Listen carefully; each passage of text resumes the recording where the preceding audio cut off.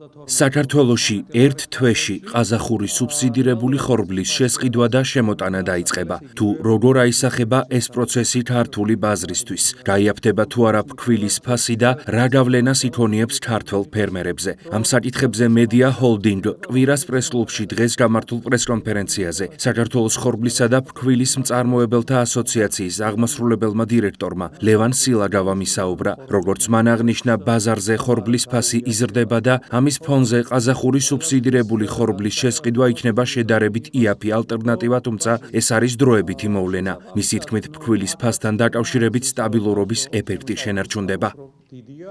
ყაზახეთმა წელს მიიღო ძალიან მაღალი მოსავალი, შესაბამისად ყაზახეთის მთავრობამ მიიღო გადაწყვეტილება, რომ 2 მილიონი ტონის გაყიდვაზე გააკეთოს სუბსიდირება სატრანსპორტო მდგენელის.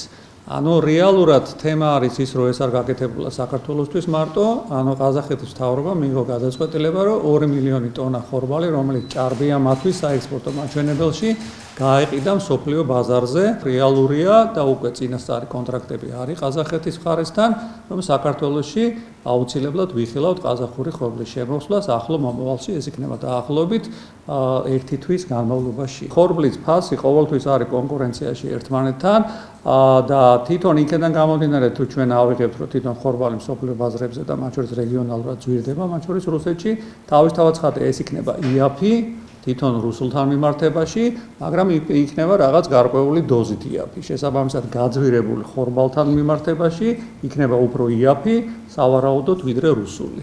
აქედან გამომდინარე, ჩვენ ვისარგებლებთ ამ სუბსიდირების პროგრამით და შესაბამისად ჩვენ მივიღებთ ქართულ ბაზარზე ყაზახურ ხორბალს. ფქვილის ფასთან მიმართებაში აქ ექნება სტაბილურობის ეფექტი, აქ არ ექნება ეფექტი, რომელიც შემცირებისგან წავა, იქიდან გამომდინარე, კიდევ ერთხელ ვამბობ, ბაზარზე ხორბალი ძვირდება.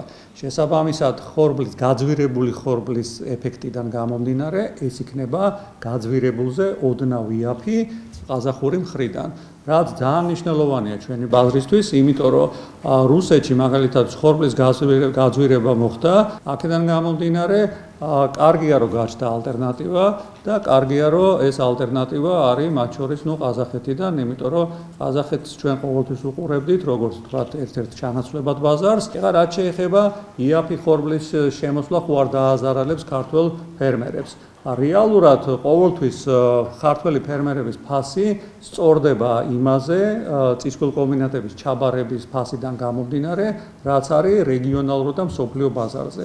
ანუ რა ფასიც იქნება, ვთქვათ, ბაზარზე, იმ ფასად ჩაიბარებს წისქვილ კომბინატები მის, ვთქვათ, შესაბამის ქართულ ხორბალს. ანუ სასურსათო ხორბალზეა ლაპარაკი. დღესდღეობით ქართველი ფერმერების ძირითადი მოსავალი უკვე ჩაბარებულია, ანუ მათ გასაყიდად ძალიან მცირე აქვს, თუ თითქმის არ აქვს.